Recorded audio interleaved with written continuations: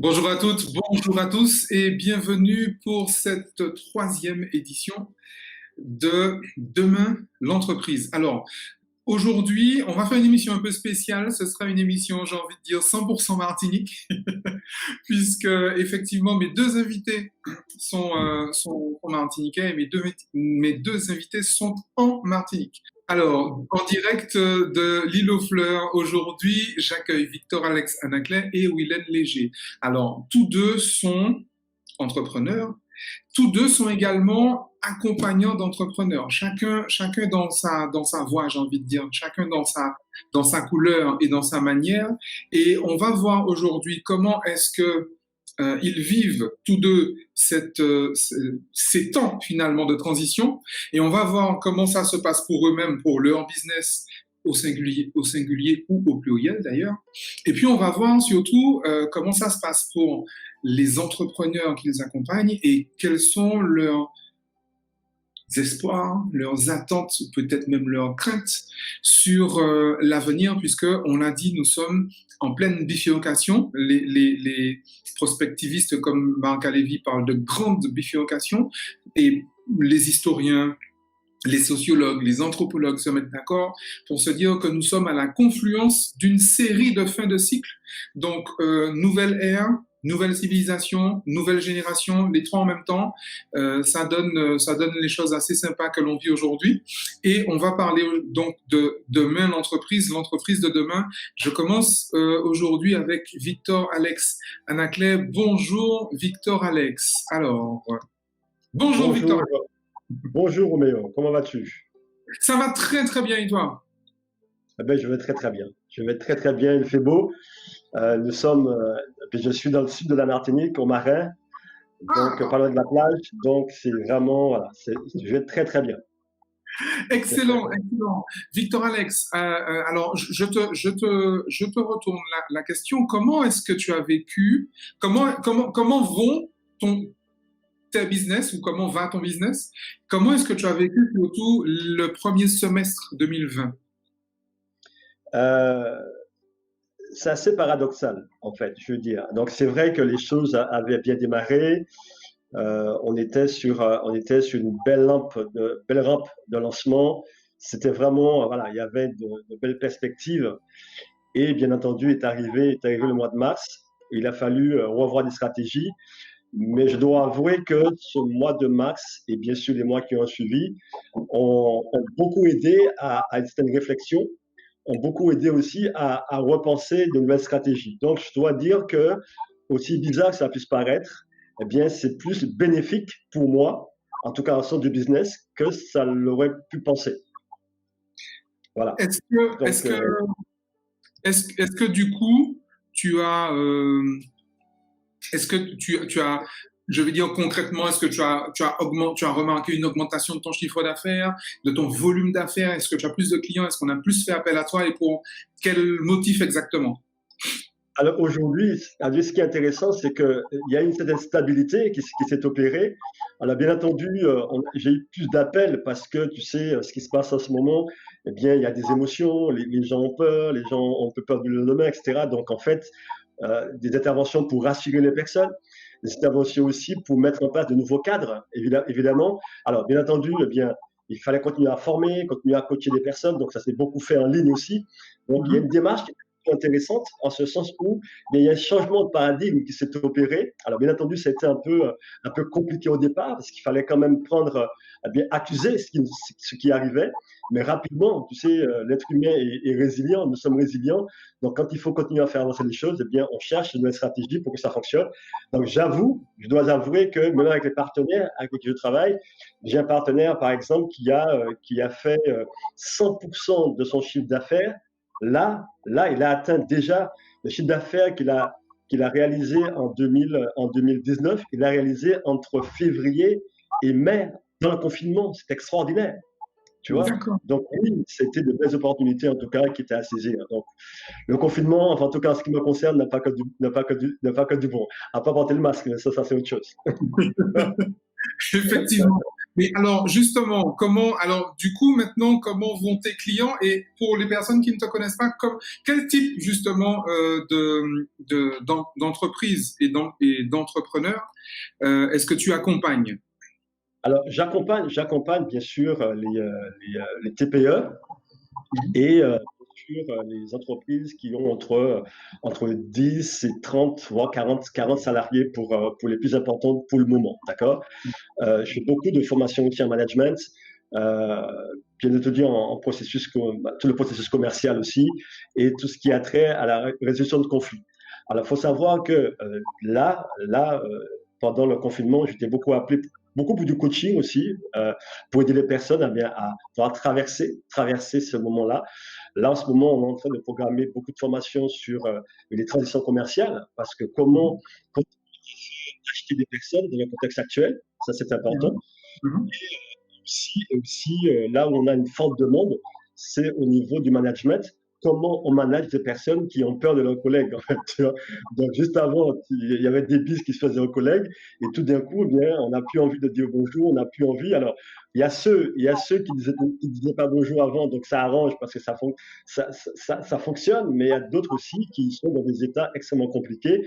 Et là, il faut mettre en place des protocoles, mettre en place bien sûr des outils qui fassent que les personnes puissent se sentir bien avec elles-mêmes pour aller vers les autres. Donc aujourd'hui, pour répondre de manière concrète à ta question, j'accompagne les personnes sur leur qualité d'être, au-delà des outils concrets qu'on peut mettre en place. C'est tout un travail sur la qualité d'être qui est mise en avant.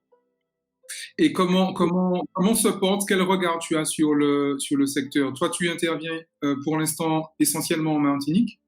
Quel regard tu Martinique, as sur l'économie? Guadeloupe et France aussi, parce que j'ai des partenaires sur lesquels j'interviens en France beaucoup aussi, et Mhm. je fais aussi des conférences sur le Canada.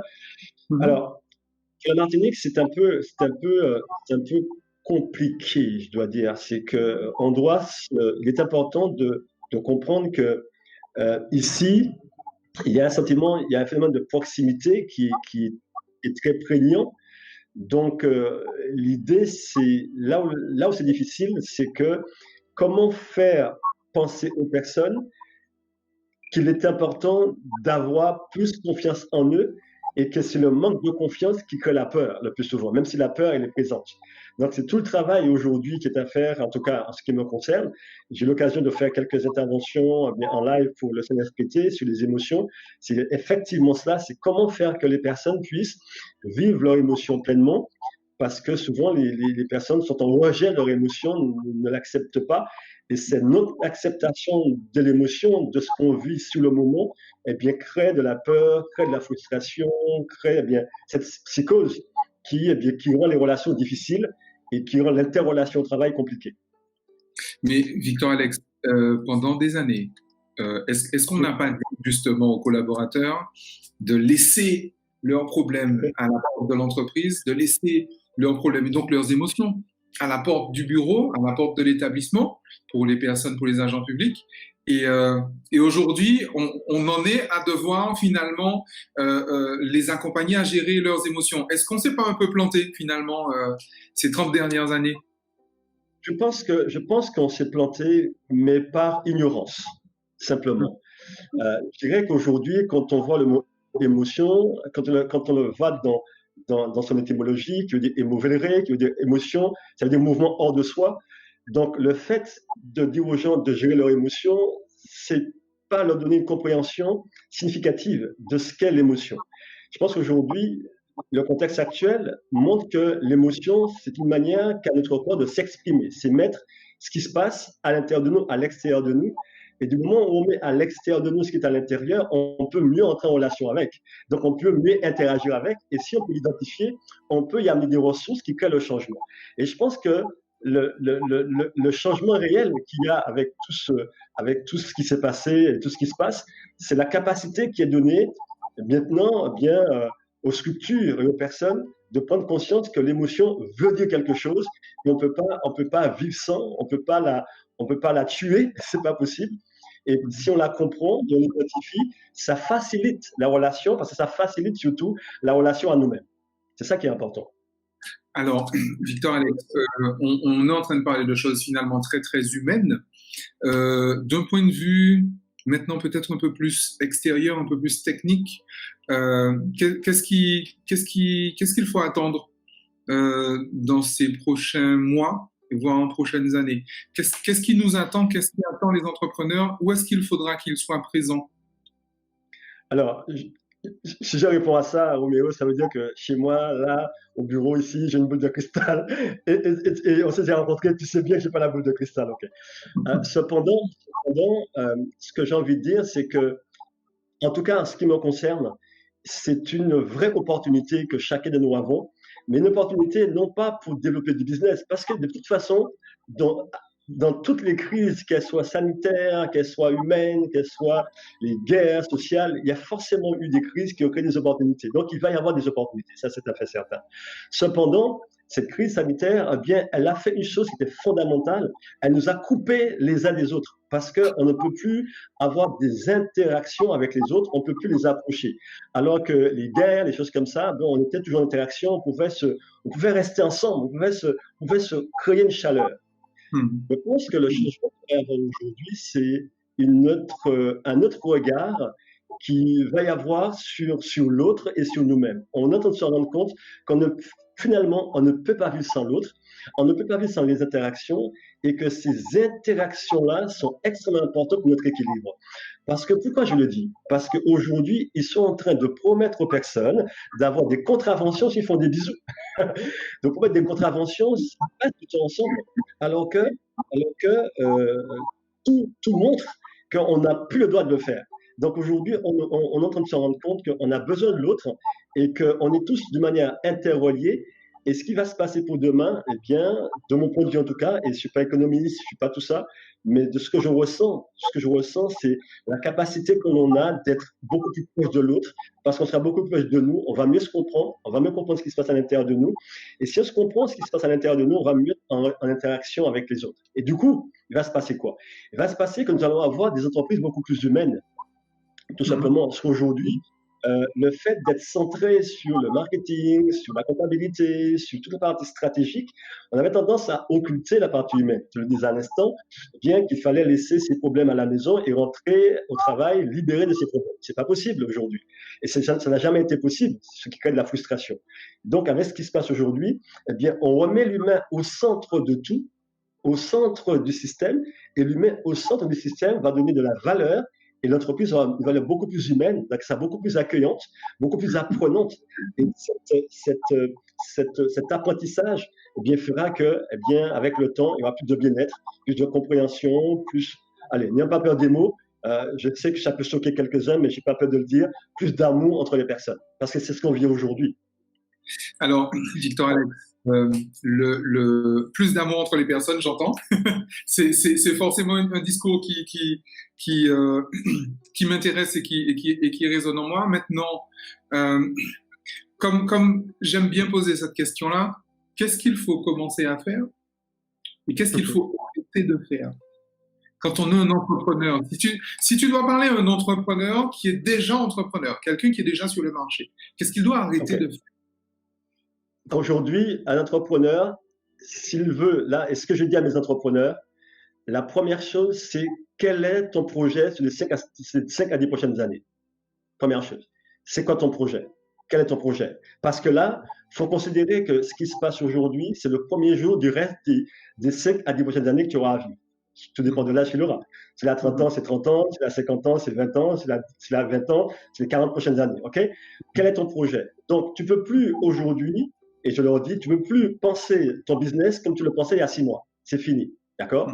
Tout d'abord, quel est le regard que tu as sur toi-même par rapport à ces 5, 10, 15, 30 prochaines années? Comment, imaginons que, par exemple, j'accompagne actuellement une société qui est dans le commerce, eh bien, comment tu vas travailler avec tes commerciaux pour que le rapport avec le client soit totalement différent?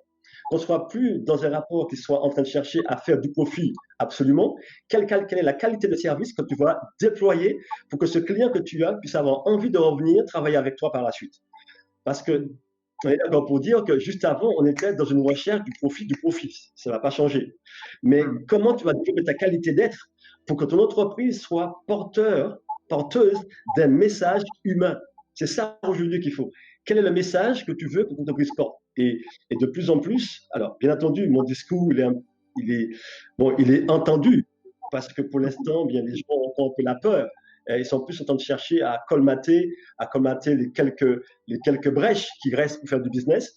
Mais ils entendent, ils disent, je n'ai plus envie de faire pareil, je n'ai plus envie de fonctionner pareil, je n'ai plus envie de presser mes salariés comme des citrons, je n'ai plus envie parce que je découvre que sans mes salariés, ça ne fonctionne pas. Donc, quelle est la valeur que tu donnes à tes personnes? Quelle est la valeur que tu leur apportes afin qu'ils aient envie de travailler avec toi? Comment tu les reconnais? Donc, aujourd'hui, tu dois répondre de manière concrète à ta question. Eh bien, le point central avec lequel je travaille aujourd'hui, c'est, eh bien, que j'ai la fois dernière, un peu dans des constellations, eh bien, la porte d'entrée, c'est plus d'humanité. Je demande d'amener plus d'humanité dans l'entreprise, plus porte d'entrée, plus de service au niveau du client. Comment tu sers le client, comment tu le reconnais, comment tu sers ses attentes, comment tu sers ses besoins, et qu'on ne soit pas uniquement dans une recherche de profit, parce qu'aujourd'hui, on découvre que le profit, eh bien, on voit les résultats Oui. aujourd'hui. D'accord. Donc, la recherche, l'accompagnement, c'est plus vers plus d'humanité. En tout cas, c'est mon cheval de bataille aujourd'hui dans les entreprises. Tu parlais de constellation tout à l'heure. J'aime beaucoup ton approche sur la constellation. Mais avant ça, comment tu présenterais, justement, je vais faire le pont entre les deux, comment tu présenterais ce que tu appelles la constellation à quelqu'un qui n'est pas entrepreneur et qui veut s'investir dans l'entrepreneuriat aujourd'hui? Qu'est-ce que tu dis qui a des velléités d'entreprise aujourd'hui? Ouais, très bien. Alors, quelqu'un qui serait un novice, un profane, la première chose qu'on ferait, et là, je pense que je le ferai en coaching avec lui, et là, ce serait comme une démarche de coaching. La première chose, eh bien, on définirait son objectif, en fait. On définirait l'objectif de manière précise. Bien entendu, on irait, bien sûr, sur les 5 à 10 prochaines années, de manière avec une telle vision. La deuxième chose que je poserai et que je poserai avec lui, d'ailleurs, je suis en train de le faire avec quelqu'un, eh bien, je vais le faire juste avant qu'on soit ensemble. Eh bien, j'ai posé les objectifs sur les 5 à 10 prochaines années. J'ai posé son intention. Quelle est l'intention? Eh bien, qui alimente cette volonté de vouloir mettre en place une entreprise. Voilà, ça j'ai posé avec lui. Et en fait, l'autre chose que j'ai fait avec cette personne, eh bien, qu'est-ce qu'elle a fait jusqu'à aujourd'hui pour que je puisse comprendre son parcours? Qu'est-ce qu'elle a fait jusqu'à aujourd'hui et comment ce qu'elle a fait peut venir nourrir son projet d'entreprise? C'est la première chose. Et à ce moment-là, on va commencer à regarder, de par ce qu'elle a fait, de par tout ce qui se passe aujourd'hui au niveau marketing, au niveau marketing, au niveau commercial, au niveau gestion, au niveau tout ce qui est management, eh bien, comment on peut faire converger tous ces éléments-là qui puissent venir servir l'objectif, mais tout en servant la communauté. C'est ça qui est important. C'est ça qui est important, et c'est vraiment ce que je fais. C'est que quelqu'un qui démarre dans l'idée de créer une entreprise, je travaille d'abord avec elle son objectif, de telle manière à ce que ça puisse avoir un rôle, je veux dire, comment je veux dire ça, une mission précise. Quelle est la mission qu'elle octroie à son entreprise? Est-ce que tu arrives à parler ce que tu évoques là? On en a parlé lors de la dernière édition j'étais seul à la dernière édition, mais à la première édition avec Sabine Larive et Caroline Richelot. Ah, Sabine. Oui, Sabine. Oui, Sabine. Personnage incontournable, je pense, dans l'économie martiniquaise en tout cas. Ouais. On parlait justement des valeurs. Évidemment, on se disait qu'un entrepreneur, c'est quelqu'un qui a une vision, c'est quelqu'un qui a un système de valeurs et qui finalement modélise son système de valeurs. Est-ce que c'est un discours qui arrive à passer aujourd'hui de plus en plus depuis le semestre dernier? Parce que j'ai l'impression quand même qu'avant cette crise du Covid, quand on parlait de valeurs, même les entrepreneurs les plus aguerris n'étaient pas tellement réceptifs. Ils se demandaient vraiment, mais pourquoi est-ce que j'établirais mon système de valeurs? À quoi ça sert? Moi, je fais du business. Pourquoi un système de valeurs? Est-ce que tu penses que ce discours est plus entendable aujourd'hui? Alors, je pense qu'il était entendable déjà de par le passé, sauf que les personnes qui l'amenaient avec une notion un peu ésotérique. Oui, je vois. Tu vois, donc, c'est sûr que faut pas, pour l'entrepreneur, et ça, je crois qu'il est important, faut pas que ce qu'on lui amène paraisse trop intangible. Il faut qu'il puisse rendre tangible les choses. La notion de valeur doit être comprise doit être comprise dans un triptyque. Je veux dire, quand on parle de valeur, qu'est-ce qu'on met à côté? Par exemple, quelle est la mission de l'entreprise? C'est quoi la mission? C'est quoi la vision? Et c'est quoi les valeurs? Et quand on met ce triptyque-là, mission, vision, valeur, eh bien, tout d'un coup, on permet à l'entreprise de construire sa culture d'entreprise. Et c'est ça qui est important. Donc, quand on parle de valeur, ça veut dire, quand on parle de mission, quand on parle de vision, on est en train de présager, en tout cas, on est en train d'amener la réflexion à l'entrepreneur, c'est quelle culture tu aimerais que ton entreprise incarne. Et c'est dans cette incarnation-là que tu vas définir des stratégies en termes de mission, des stratégies en termes de vision, des stratégies en termes de valeur. Et tant qu'on n'est pas dans cette notion d'incarnation de valeur, ça veut dire la valeur, c'est ce qu'on va partager avec les autres et que les autres vont porter. Je veux dire, les commerciaux vont porter, que les assistants vont porter, que tout le monde portera comme un habit et qui va permettre à l'entreprise d'être reconnue. Oui, ça va pas être ésotérique et bien entendu, ça ne sera pas entendable. Ça devient entendable dans la mesure où on fait ça, on l'inclut dans la stratégie de développement et de pérennisation de l'entreprise. Est-ce que tu penses que, précisément, un entrepreneur, finalement, c'est quelqu'un qui se réalise par l'entrepreneuriat, qui se réalise personnellement? Est-ce que pour toi, l'entreprise est un chemin d'éveil, comme je dis? Oui, oui, 1000 fois oui. Pourquoi? Parce que, tu sais, pour moi, l'entrepreneur, c'est quelqu'un qui, à un moment donné, décide de mettre en mouvement quelque chose qui est à l'intérieur de lui, un projet qui est à l'intérieur de lui, une idée qui est à l'intérieur de lui, en fait. Et il ose il ose passer dans la matière cette chose qui est immatérielle qui est dans sa tête. D'accord? Alors oui, c'est vrai que c'est compliqué, c'est vrai que c'est difficile, c'est vrai, mais je trouve qu'il se réalise par la volonté de matérialisation de l'immatériel. C'est-à-dire comment je rends réalisable une idée que j'ai et comment je la fais vivre et surtout comment, avec cette idée, je crée de la richesse. Donc je vais me réaliser non pas de la richesse que je vais créer, quoique c'est parce que c'est important de le faire, mais de la manière que je permettrai aussi à d'autres de se réaliser, à mes clients de se réaliser, à des collaborateurs de se réaliser, à des fournisseurs de se réaliser aussi, parce que le fait de créer une entreprise, eh bien, on devient aussi, eh bien là, on va encore tomber dans une constellation, mais c'est central, donc on va avoir plusieurs ramifications, bien entendu.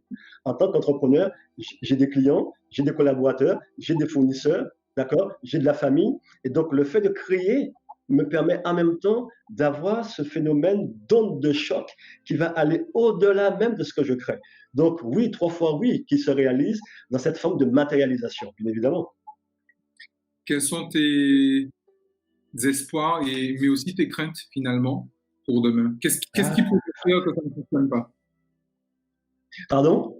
Qu'est-ce qui pourrait faire que ça ne fonctionne pas? Eh bien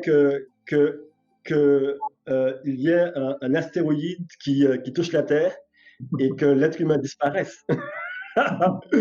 Pour moi, c'est la seule chose qui fait que ça ne fonctionne pas, parce que depuis la nuit des temps, eh bien, l'être humain a connu de toutes sortes d'ères, l'ère glaciaire, l'ère dinosaure, toutes sortes il a toujours été là et il a toujours été résilient, il a toujours réussi à passer le cap. Donc, ce que je suis en train de dire, alors je ne vais pas pécher par excès de positivisme, c'est pas ça, mais je veux dire, on a cette capacité en nous qui est une capacité de résilience, d'accord? Nous savons apprendre de nous-mêmes, pas de nos erreurs. Nous savons apprendre de nous-mêmes. Et cette capacité que nous avons d'apprendre de nous-mêmes nous donne la force de l'enseigner à d'autres. Et c'est pour ça que chaque génération devient beaucoup plus riche que la précédente, parce que cette connaissance, elle est transmissible, pas par les mots, mais par les flux que nous transmettons, par les flux que nous transmettons à chaque génération, en fait.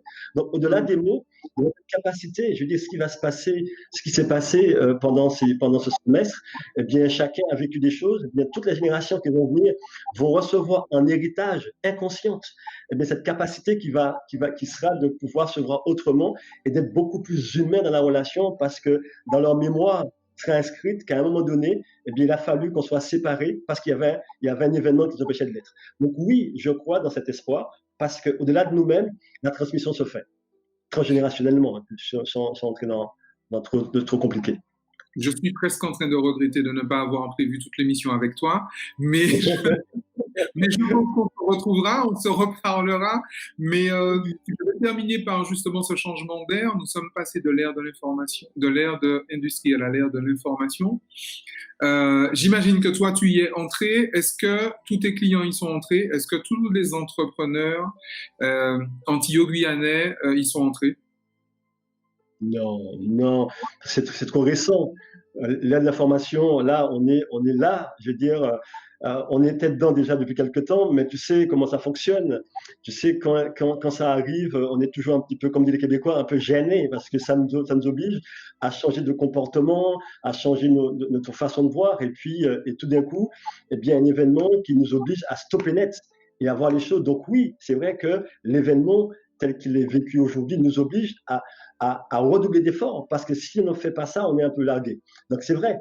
Mais, et c'est là le piège, c'est que le fait de vouloir y aller fait qu'on peut prendre de mauvaises décisions. Et c'est là que nous avons un rôle à jouer.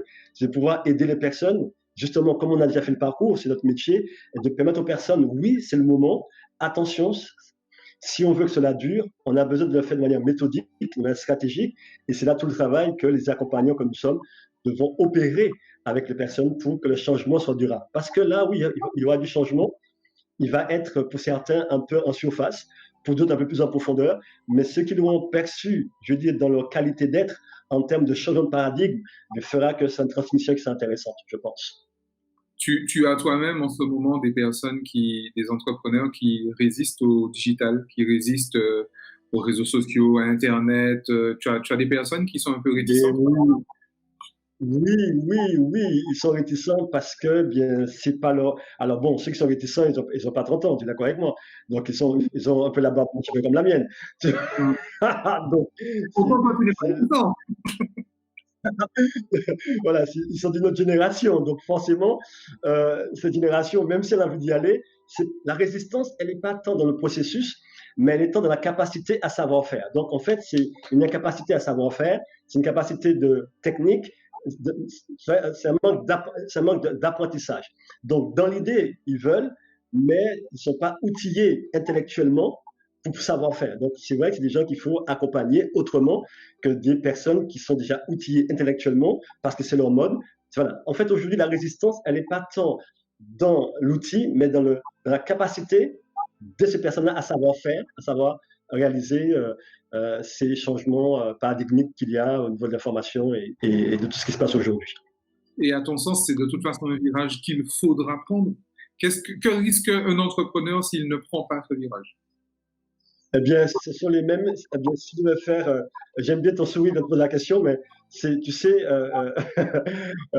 alors il y a un économiste qui a créé ça, qui a appelé ça, j'ai oublié son nom, et c'était un peu compliqué.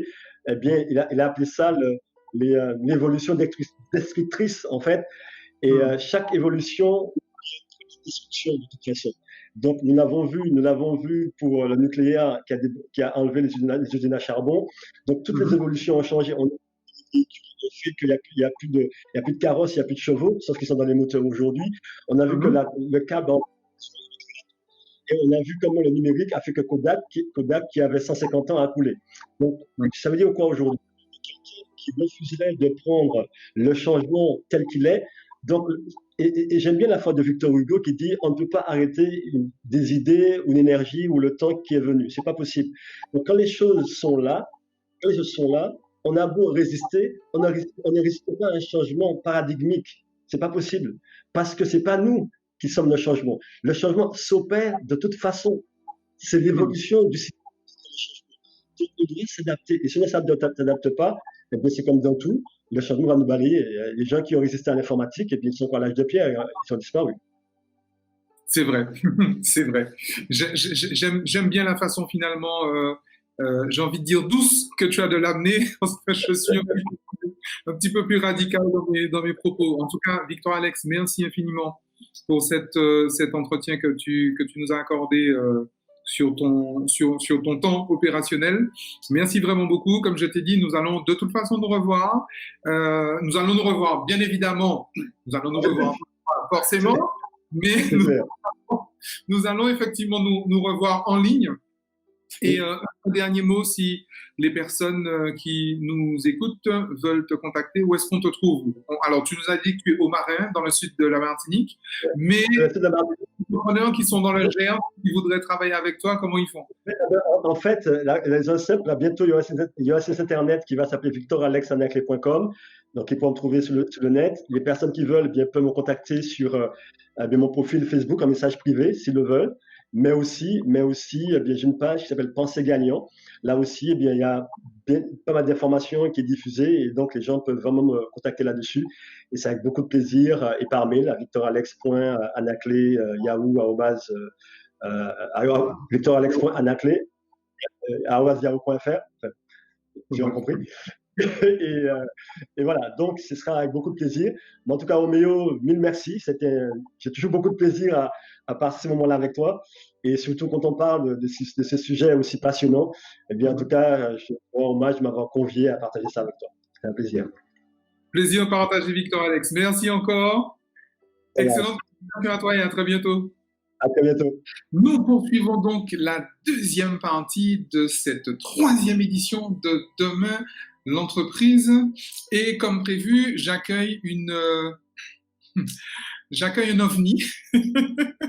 J'accueille une serial entrepreneur, une femme atypique, une entrepreneur, j'ai envie de dire, battante, une maman entrepreneur, et on va dire pourquoi est-ce que je précise ça. On passe tout de suite, je vous présente tout de suite Wilène Léger-Dométil. Bonjour Wilène. Hello. Comment tu vas? Ça va super. Je vais te poser la même question que j'ai posée à Victor Alex tout à l'heure. Comment se porte... Alors, tu as remarqué que je te pose la question avant de te présenter, comme j'ai fait pour Victor Alex tout à l'heure aussi. Comment est-ce que tu as vécu ce premier semestre? Comment va ton business, déjà à la base? Alors, tu fais référence au premier semestre. Est-ce qu'il faut que je les hein? Oui. Avec cette fameuse période de confinement, comment ça s'est passé pour toi? Écoute, déjà le premier trimestre était plutôt pas mal. On a démarré sur les chapeaux de roue avec mon agence événementielle, avec de très très beaux contrats qui sont tombés, de beaux événements organisés en début d'année. Le début d'année est souvent la période la plus importante au niveau de notre activité. Donc, un beau démarrage. Et puis là, patatras.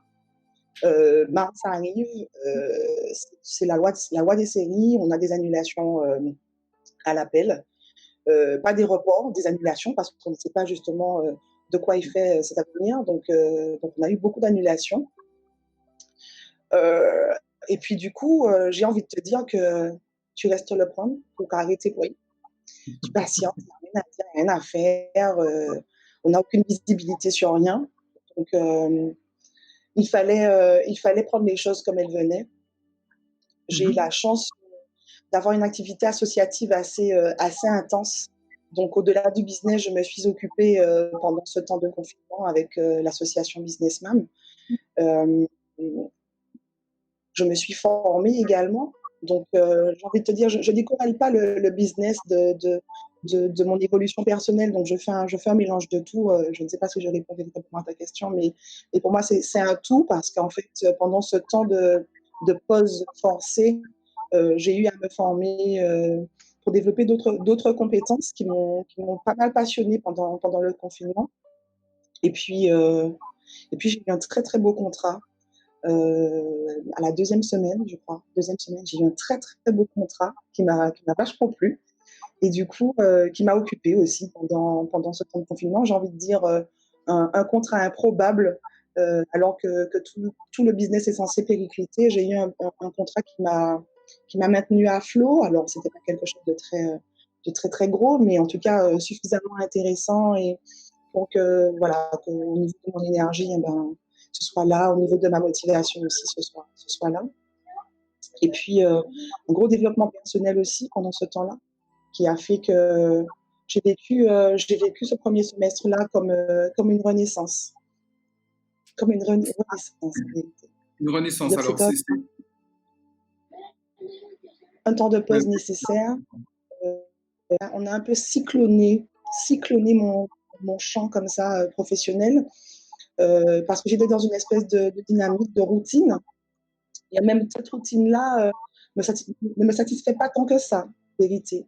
Donc, j'aimais le souhait en début d'année de vivre autre chose sans savoir véritablement à quoi j'allais m'attendre, hein. Donc, j'aimais le souhait en contactant une certaine personne en février.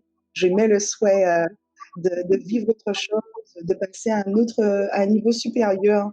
Et je crois que ce Covid-là, bizarrement, m'y a fortement aidé. Fortement aidé. C'est-à-dire que m'a obligée déjà à apprécier ma compagnie, ce qui n'était pas fondamentalement le cas durant ces dernières années. J'ai dû faire avec moi-même, me redécouvrir, prendre du temps, etc., me poser les bonnes questions, etc. Et du coup, je parle de renaissance parce que durant ce temps de pause, il y a eu vraiment quelque chose de très fort qui s'est passé et qui a amené un changement énormissime au-delà de mes espérances, qui fait qu'aujourd'hui, ben, on doit se réinventer avec cette crise que nous traversons. Et en tant qu'événementialiste, j'ai dû me réinventer. J'ai dû me réinventer. Donc, je passe comme ça dans une phase un peu comme ça. Peut-être elle est vraiment comme ça. Alors justement, tu l'as évoqué, tu as une agence d'événementiel, tu es également coprésidente de l'association des businessmams, association qui accompagne justement les femmes, les mamans entrepreneurs. Alors, même question qu'au précédent, comment se portent les personnes que tu accompagnes? Comment vont les entrepreneurs que tu accompagnes? Dans quel état sont-elles, puisque ce sont des femmes essentiellement? Dans quel état sont-elles aujourd'hui?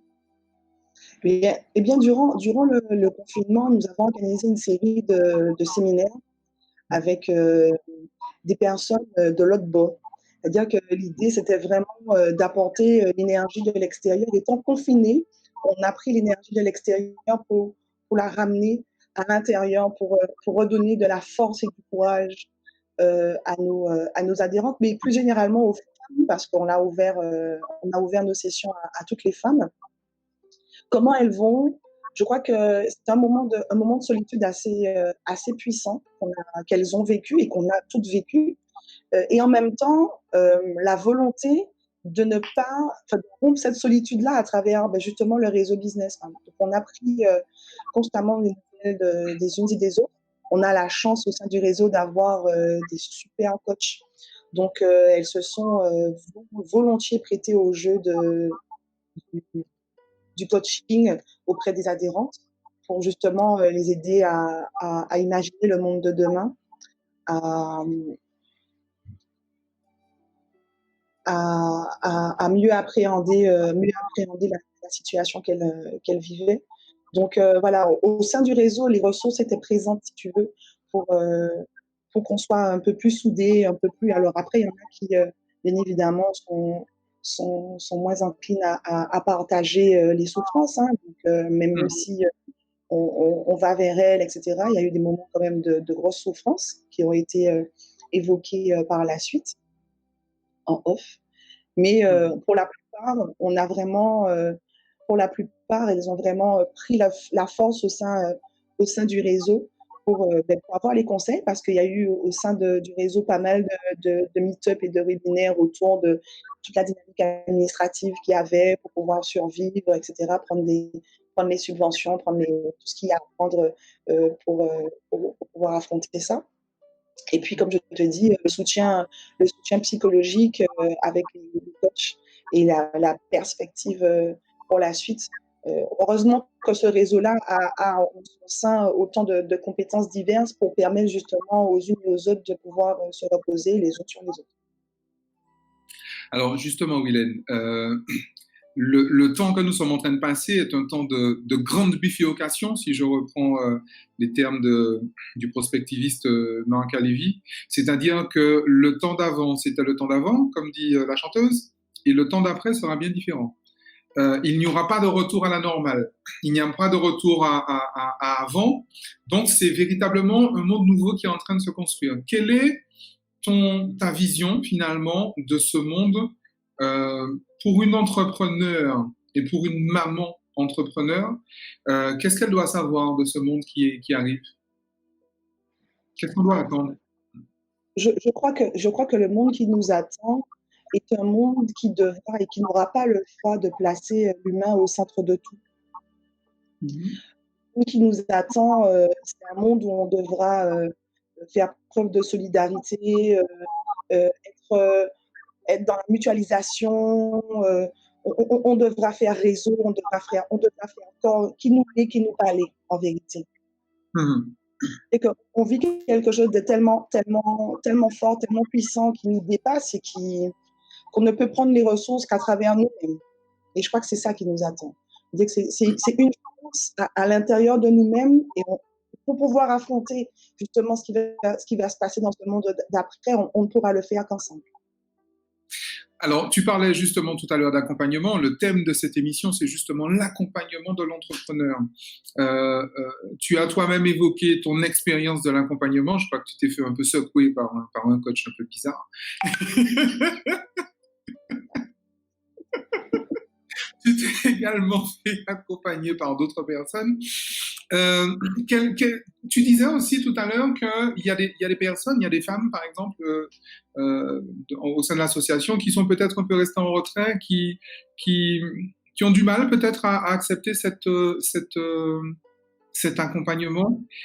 Quels sont pour toi les freins? Pourquoi est-ce que des personnes, des entrepreneurs, peuvent être réticents ou réticentes à se faire accompagner? Je crois qu'en vrai, tout ça, c'est très nouveau pour nous. Quand tu es entrepreneur, tu vis une espèce d'isolement et de solitude. Et au fil des années, tu finis par croire en fait, que c'est normal. Tu finis par croire que c'est normal. Donc, de te dire qu'il y a des possibilités pour justement vaincre cette solitude-là et te faire accompagner, te faire encadrer, trouver des solutions, etc. C'est nouveau. Côté aujourd'hui, ça n'existe pas. C'est tout nouveau. Tu as eu aussi une espèce de tabou qu'il y a, on ne sait plus trop si le coaching, c'est psy, si c'est psy, c'est que j'ai des problèmes, etc. etc. Donc, il y a une espèce de méconnaissance aussi, hein, parce que même au sein même de notre réseau, on a dû faire un travail de phoning pour dire, mais attendez, on a 4 coachs au sein du réseau qui proposent des consultations gratuites. Pourquoi vous n'en profitez pas? Ouais, mais bon, je sais que j'en ai besoin, mais je ne sais mais comment dire, ou malade, médecin pour rien. Donc, bref, il y a vraiment cette essence-là de ce que peut apporter justement des professionnels de l'accompagnement comme vous pouvez l'être. Donc, c'est vraiment ça. C'est vraiment ça. C'est un manque de connaissances. C'est une pudeur aussi parce que c'est extrêmement difficile. Tu es censé être un chef. Tu es censé être chef, donc tu es censé être fort. Te dire que tu as besoin d'être accompagné, c'est dévoiler aussi une part de vulnérabilité que tu n'es peut-être pas prêt à assumer. Mais j'ai envie de te dire, il a toujours existé des consultants d'entreprise. Victor Alex tout à l'heure disait que Victor Alex lui est un consultant. Et c'est vrai qu'il a fait état de ce passage au coaching finalement, même au niveau de ses accompagnés. Quelle est la grande différence finalement pour des personnes qui te regardent et qui découvrent ton discours aujourd'hui? Les consultants d'entreprise, on connaît. Mais un coach d'entrepreneur, c'est quoi la différence? Écoute, pour moi, il y a une différence, si tu veux, j'ai envie de dire structurelle en vérité. Le consultant, il donne des conseils. Donc, tu n'es pas gêné en vérité de donner des conseils que tu payes en plus très cher pour te donner des conseils. Le coach, il est dans une dynamique un peu plus personnelle. Il est là pour t'accompagner et fouiller, tu vas plus sans dedans. Le consultant, il est quelque chose de très, comme ça, tu vois, même si effectivement certains consultants qui ont muté vers le coaching avaient déjà cette approche particulière. Mais en vérité, le coach, il ne fait pas que te donner des conseils. Il t'amène à un changement, il t'amène à une transformation. Donc, c'est en quoi je dis qu'il y a une certaine pudeur parce qu'il faut pouvoir accepter que cette personne-là rentrer dans ton entreprise, c'est aussi rentrer j'allais dire, on n'a rien qui parle c'est aussi rentrer à l'intérieur de toi-même. Donc ça, il faut pouvoir l'accepter aussi. Ça, c'est pas évident pour tout le monde. Est-ce que justement par rapport à ce monde d'après, ce monde qui vient, du coup, cet accompagnement est indispensable? Il est indispensable. Il est indispensable. Aujourd'hui, on ne peut pas considérer qu'en tant qu'entrepreneur, on a réponse à tout. Si aujourd'hui, on arrive à déléguer les choses au niveau administratif, au niveau fiscal, au niveau comptable, etc., on doit aussi à un moment donné déléguer, se reposer sur des professionnels de l'accompagnement, les professionnels du coaching, pour justement nous aider à avoir, à clarifier, à faire une pause des fois sur nos idées, à clarifier nos objectifs, à nous donner de la force sur notre motivation, à améliorer notre productivité. On a besoin de ce professionnel-là pour nous donner une feuille de route. C'est indispensable. Mais alors, tu sais, je tiens souvent le discours, même auprès d'étudiants, puisque je suis également formateur. Euh, Créer une entreprise, gérer une entreprise, ce n'est pas faire quelque chose, c'est devenir quelqu'un. Et d'aucuns me disent, oui, mais c'est déjà difficile de créer une entreprise, c'est déjà difficile de gérer, c'est déjà difficile de manager. Alors, si en plus il faut que moi-même je change qui je suis, est-ce que c'est pas un peu trop, en fait, en vrai? Est-ce qu'on est vraiment obligé de changer pour prospérer? Tu es obligé de changer pour prospérer parce que quand tu gères un paquebot, tu es le commandant de bord, mais tu es malade ou pas quand même une personne de ce côté. Tu as effectivement les meilleures équipes, la technique est super, etc. Tu as tout ce qu'il faut, les cuisiniers sont au top, le service est au top, etc., etc. Sauf que ça repose sur une seule personne, le commandant de bord. Donc, si le commandant de bord n'est pas on flic, sa pièce côté, bah, toi, fais aller. C'est Donc, clair. c'est fondamentalement ça. Mais quel est ton regard justement plus globalement sur l'économie antillo-guyanaise aujourd'hui? Bon, on a parlé du retard du digital, sur le digital. Quels sont tes espoirs et quelles sont tes craintes aussi par rapport à l'économie antillo-guyanaise aujourd'hui? Quels sont mes espoirs et quelles sont mes craintes? Alors, déjà, de la crise, je crois qu'on a eu à accélérer ce qui était un petit peu latent au niveau digital. On a dû Mhm. porter un gros coup d'accélération sur la partie digitale parce que je crois que de plus en plus, les entrepreneurs comprennent l'intérêt d'avoir en fait tout son pack digital, j'ai envie de dire, Mhm. alors qu'avant, c'était pas vraiment le cas. Tu vois, donc je pense que déjà, de manière très positive, on se rend compte de la nécessité de s'ouvrir, de sortir de nos carcans. Ça, Mhm. c'est plutôt pas mal. Il y a aussi quelque chose que je vois, c'est qu'il y a de plus en plus le besoin d'entreprendre. Et non pas tant parce qu'il faut se créer un job. Euh, j'ai participé avec mes compagnes de businessmen au concours Femmes Digitales, qui est une initiative portée par la cellule numérique justement de la collectivité territoriale de Martinique. Et j'étais absolument enchantée de voir à quel point les jeunes femmes étaient désireuses d'entreprendre pour apporter un vrai souffle au pays. Mhm. Il y avait des femmes engagées. Et je crois que c'est ça qui me donne beaucoup d'espoir. C'est-à-dire que, au-delà de faire du business, on fait du business en conscience. On fait du business en étant engagé, en ayant des valeurs très, très fortes. Et ça me plaît pas mal. Ça me plaît pas mal parce qu'en vrai, il y a une nouvelle génération qui arrive dont on ne pourra pas faire fi. C'est Mhm. une nouvelle génération qui est en train de bousculer pas mal de petites choses. Et il faut l'accompagner parce que justement, elle a la fougue, pas encore la sagesse, pas encore l'expérience, mais elle a déjà la volonté de faire. Quand nous, on était plus dans une dynamique de réfléchir, de trouver comment faire, quelle stratégie opérer pour faire, yo, pas fait. Alors peut-être qu'ils Mhm. font pas bien, mais ils font. Et je crois que Mhm. c'est à nous d'accompagner, d'encadrer, de donner justement notre expertise pour, pour leur permettre en fait de donner du sens encore plus à leurs actions. Donc c'est ce que je trouve vraiment bien en vérité. C'est-à-dire que au niveau économique, je sens qu'il y a la volonté de faire du business, mais la volonté de faire du business en étant conscient de la portée sur le territoire, de la portée de ce business-là sur leur territoire. Business conscient, ça me plaît. Mhm. Si tu... Je ne vois que du positif, je ne peux pas te dire quelque chose, je vois. J'ai envie de me concentrer sur cet élan positif. Il y a déjà assez de choses négatives tout partout, donc j'ai envie de Mhm. garder dynamique positive-là, de se dire qu'il y a un lionnage qui va s'opérer aussi avec beaucoup d'entrepreneurs. Ça se fait déjà. Ça, c'est pas mal Mhm. aussi. Il y a Mhm. beaucoup d'initiatives de réseautage, de fédération, de structuration de filières pour justement porter la voix de plusieurs acteurs. Je fais référence aux acteurs de l'événementiel qui se sont réunis, aux acteurs de l'hôtellerie qui sont déjà organisés, mais qui se font encore plus soudés, qui ont fait rentrer dans leur réseau d'autres activités, les restaurateurs, etc. Donc, je crois que c'est ce qui est positif et je pense qu'en dehors de la diversité, il va falloir qu'on poursuive cet élan collectif. Je reste persuadée que pour apporter une vraie dynamique économique au pays, il faut vraiment qu'on soit dans la structuration, dans l'organisation et dans le lionnage. Alors, Willen, si tu t'adresses à une entrepreneur, ou peut-être même à un entrepreneur également, qui est déjà en fonction, qui est déjà un vieux routier, un vieux briscard, puisqu'effectivement on a dit que le monde change, puisqu'on a dit qu'effectivement le marché du travail change, l'économie change et qu'elle ne sera plus jamais comme avant, euh, qu'est-ce que cet entrepreneur doit commencer à faire s'il ne l'a pas déjà commencé? Et qu'est-ce qu'il doit arrêter de faire? Puisque j'imagine qu'il y a des habitudes qui doivent changer.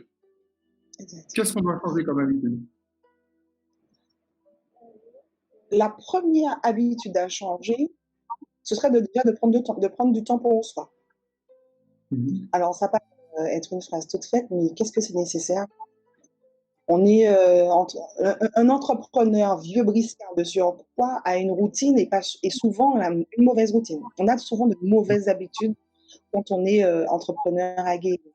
On est dans un fonctionnement, j'appelle ça la machine à laver, quoi. C'est-à-dire que tu Mhm. piles roule, le programme s'enchaîne, il package, j'en arrêté.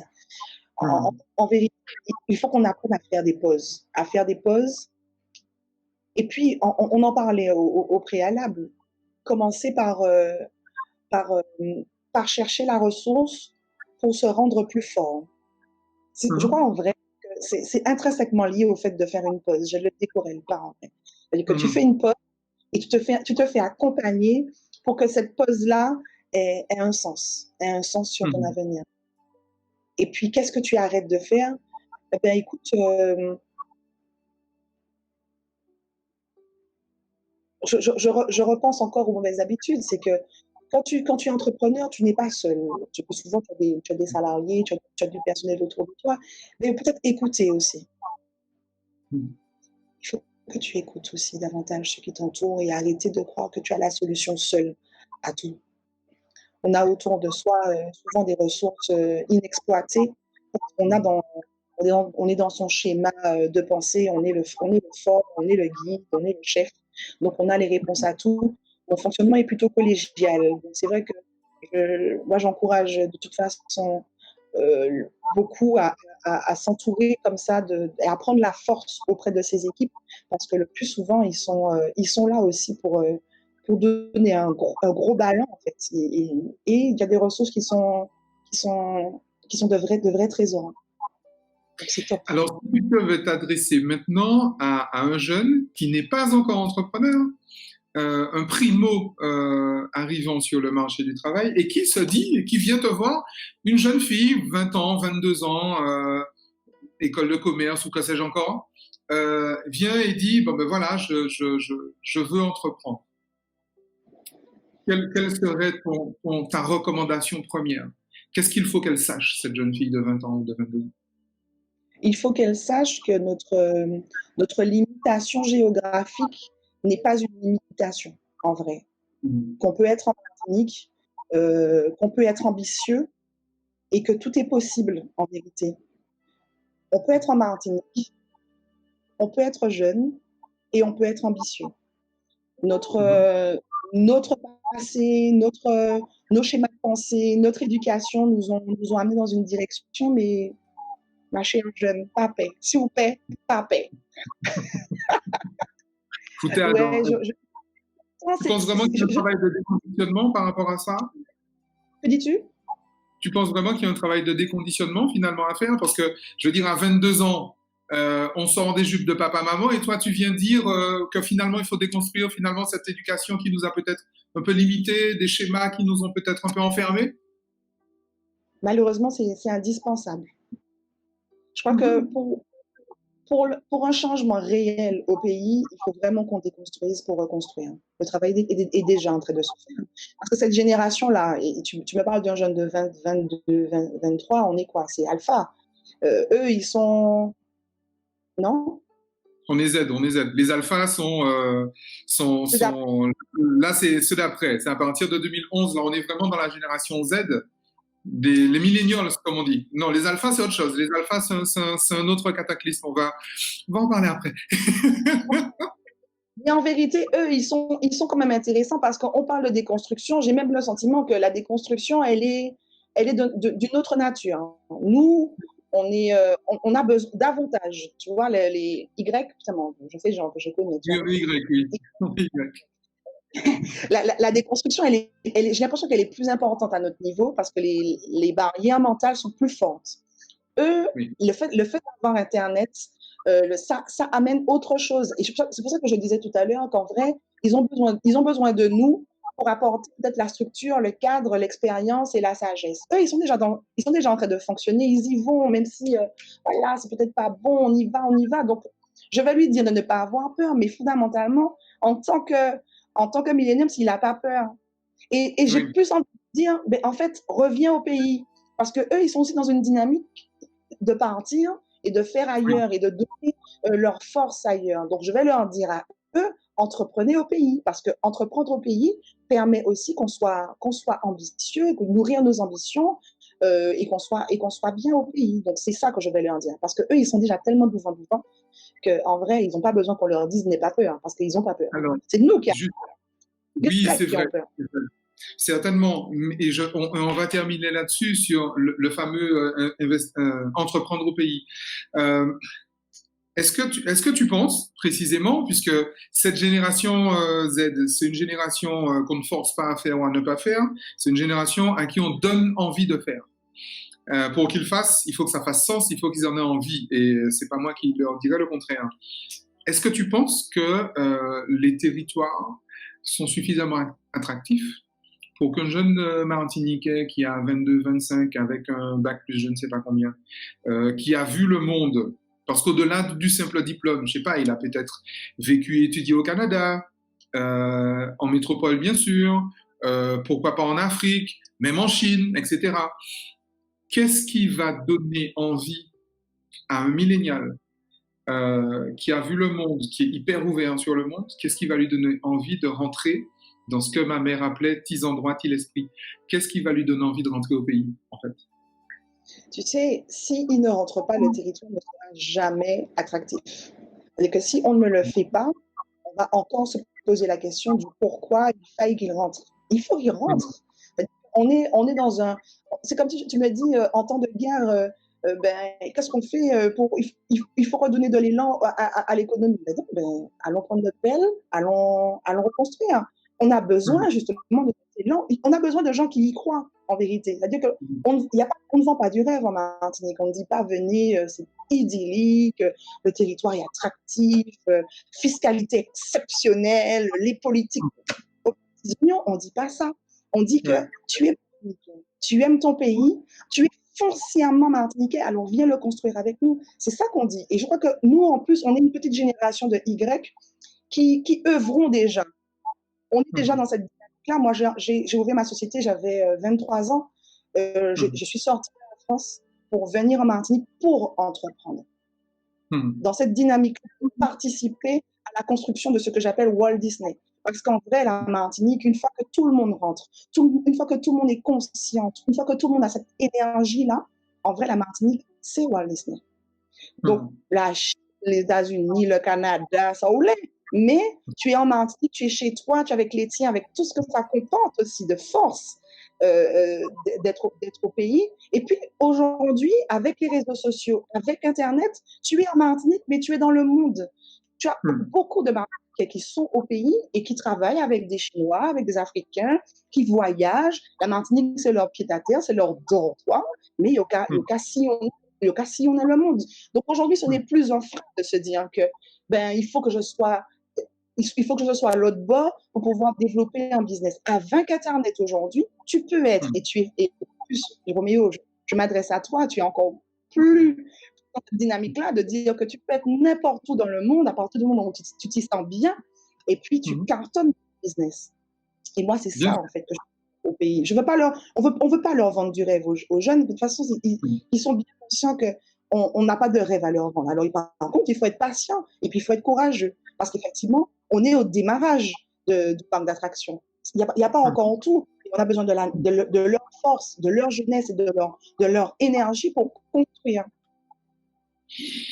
C'est sur ce magnifique message plein de civisme, d'entrain et d'encouragement que bien des professionnels de la politique pourraient envier, qu'on va se laisser pour les personnes qui veulent justement, en tout cas les femmes, qui veulent être accompagnées dans le cadre de justement de Business Mom. Où est-ce qu'on peut te trouver?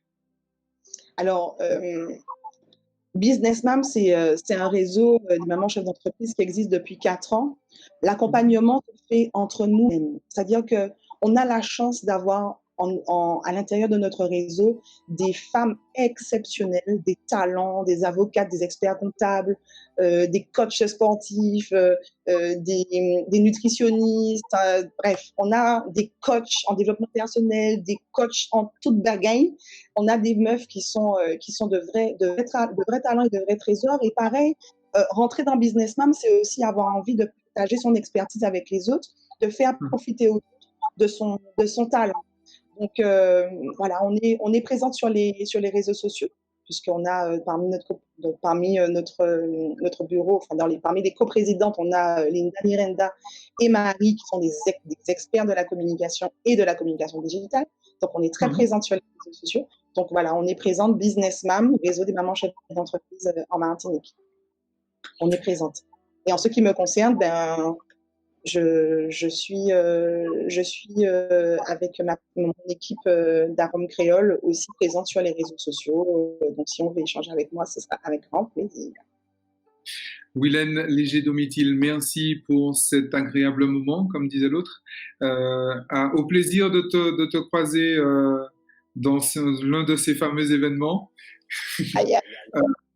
En Martinique, bien évidemment, ce sera avec un immense plaisir. Merci pour ton temps et merci pour ces messages d'encouragement que tu délivres aux entrepreneurs et aux entrepreneurs de Martinique et d'ailleurs. Quant à moi, ben, je vous retrouve tous et toutes dans 15 jours pour le 4e volet de Demain l'entreprise. Cette fois, on va se faire une écartade sur l'île Sœur. Merci, Wilène. Merci à toi. Merci. À bientôt. Au revoir.